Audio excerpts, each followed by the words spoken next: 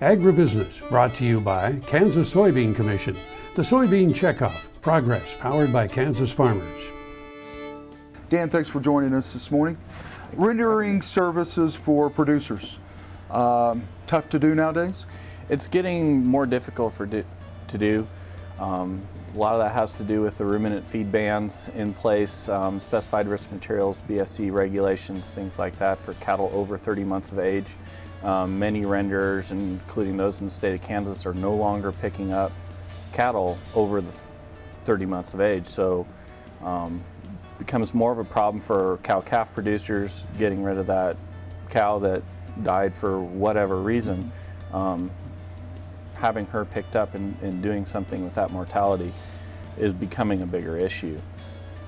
So can't bury it on property? That is one legal method of doing of disposal.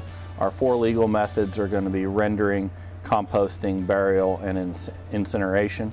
Burial and incineration are, of the 3 other than rendering, are probably the more difficult of the 3 for various reasons, and we can talk about them in a little bit. Composting is a pretty good method of disposal. Uses tools that most ranchers are going to have readily available, and it's not as difficult as a lot of the paradigms around composting would lead people to believe. Well, when I think of composting, I think of coffee grounds and a bunch of leaves. Is it much different than that when we talk about composting of a carcass? In a nutshell, it's a very similar process. Scale's obviously a lot larger. We're dealing with, you know, a cow and not our morning cup of coffee. 1,400 pounds of animal. Exactly. Right. So the scale's a little bit different, and so some of the issues involved with that scale change our needs a little bit, but the principles behind it of using bacteria to degrade organic material into a lower volume of concentrated compost is the same. So our underwriting principle is the same. When we talk about that, is it something that you can use multiple animals for? Is this a kind of a one-time only deal and you have to wait for that to degrade before you add to the compost? Depends on your situation. In large operations that, say, a feed yard, if a feed yard were want to compost, we can compost multiple animals in the same site. You just have to lay them out appropriately, not touching each other, have a pile that's big enough, and we just keep adding on to the pile. It takes about at least a year usually from time of mortality to the time the compost is ready to be removed from the system. So you have to have area, obviously, if you're composting more than one, to be able to manage the volume of animals that we expect to have. But if you have just one, that's easy to do as well. To start the compost, is it the same as starting a garden compost pile?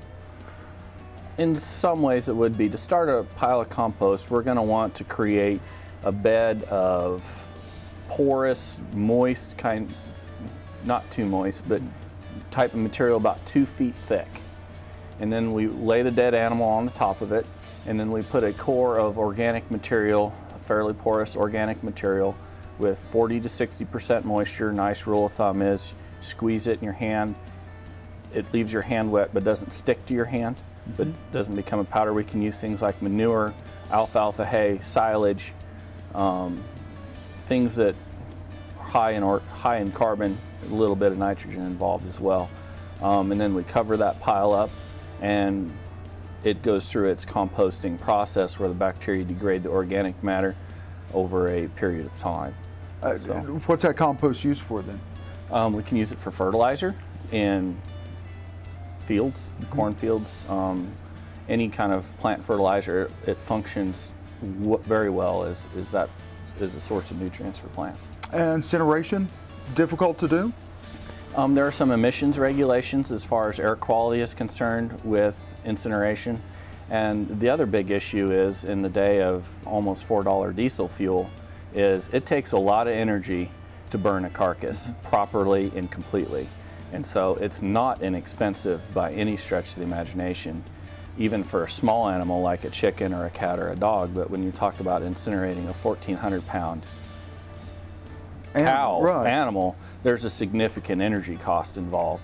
And so, yes, it is doable, probably not all that practical. Agribusiness, brought to you by Tarwater Farm and Home. Come on by, we'll treat you like family. Dan, thanks for staying with us this morning. I guess kind of the elephant in the room is if we've got a dead animal and we don't know what caused the death, and I'm a producer, should I contact my vet? Should I get the diagnostic lab involved to make sure that I'm not composting an animal that potentially could spread a disease? Absolutely, absolutely. Anytime you have unexpected death loss or even expected death loss, doing necropsies and having your veterinarian involved in your routine herd health program is beneficial to you as a producer. It's going to improve your health, health improves production. It's all tied together. So I think that's a great point to make that we need to emphasize to producers, is that anytime something like that is involved, and your veterinarian is also a great contact if you have questions on things like composting or other things. They're a great source of information and can also get you in touch with other people involved that might be experts in a particular area. So, you know, we're out in the farm and we're composting an animal out in the farm. How do we keep the coyotes and some of the other predators out of that compost pile, or is that just kind of part of the composting process? No, that is a huge issue with the composting process. And as we build that pile, you know, we've got that base that's 2 feet thick.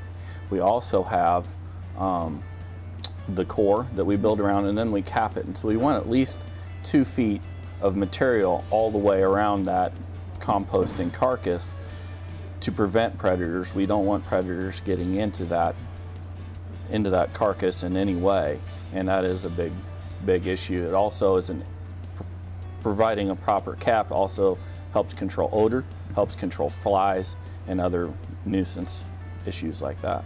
In the last minute that we've got here together, someone watching the show wants some more information about the research, because you've done the research on it. How can they get some additional research on what you've done? They can contact me. They can contact the Kansas Department of Health and Environment. They have Ken Powell there, is a great resource and is in charge of their composting program. So contact him, he's extremely helpful. Those are 2 really good sources. There's a lot of good research out of here at Kansas State. Iowa State University also has a lot of good research. And your local veterinarian that you work with. Your local veterinarian is always a good resource. Agribusiness, brought to you by Sure Crop. Quality liquid crop nutrition delivered right to your farm. Dan, thanks for staying with us. In the first 2 segments, we got to talk about a producer side of dealing with animals. Let's talk about the production side. We're talking about feedlots and places like that. Any different rules when it comes to disposing of dead animals? Sure, there are a few different regulatory rules. For feed yards, stocker operations that are at CAFO might hold an NPDES permit, a permitted operation. They need to contact their permit holder, the person in charge of their permit at the KDHE, Kansas Department of Health and Environment, prior to doing composting, burial, incineration, any of those methods, because they might need to modify their permit prior to doing those. The actual process of composting and burial and stuff would remain the same, but due to the fact that they are a permitted facility, there are some regulations that they need to take into account in order to stay in regulatory compliance. Is that a lengthy process to modify their permit? Depends on the permit to start with and who they're working with and all those kind of things. It shouldn't be that big of a deal, but every permit is probably going to be looked at on a case-by-case basis. When you're talking about larger operations like that, feedlots, stocker units, places like that, does rendering become an easier option because you potentially could have a larger number of mortalities because you're simply dealing with a larger number of animals? Sure, and rendering tends to be a little bit easier for those folks just because the animals are under 30 months of age, or commonly under 30 months of age. There's a higher volume, so a renderer comes more frequently, but during certain times of the year, there have been some reports around of smaller operations having trouble, even for under 30 months of age animals, getting a renderer out, especially in the heat of the summer, where you don't have a long period of time that you can wait, being more of an issue. So some of these issues, even for those small permit holders, or these solutions might be good for some of these small permit holders as well. And we really didn't touch on it in the first two segments, but why the 30-month of age limit? It has to do with the ruminant feed ban on specified risk materials for bovine spongiform encephalopathy. We can't have in the meat and bone meal ban, but it has to do with increased FDA regulations coming in about 2009, requiring the removal of those materials from dead animals and the increased cost associated with doing that. So renderers are now discontinuing the pickup of those animals. Any closing thoughts, Dan? Just a few quick ones. It's pretty easy, composting, pretty easy process to do. Equipment needed, you need a composting thermometer. You can get them online, 40 to 60 bucks from various locations, needed about 36 inches long. Need some way to move the animal around, you need some material. Most of those things every producer has. So average cost anywhere from $10 to $50 depending on how much time you have invested in it. It's a pretty viable option for carcass disposal and mortality disposal for just about any size producer. So you know, if you have more questions, contact us here at K-State, contact Kansas Department of Health and Environment, your extension, your veterinarian. All those people are good sources, and we'll be glad to help you out.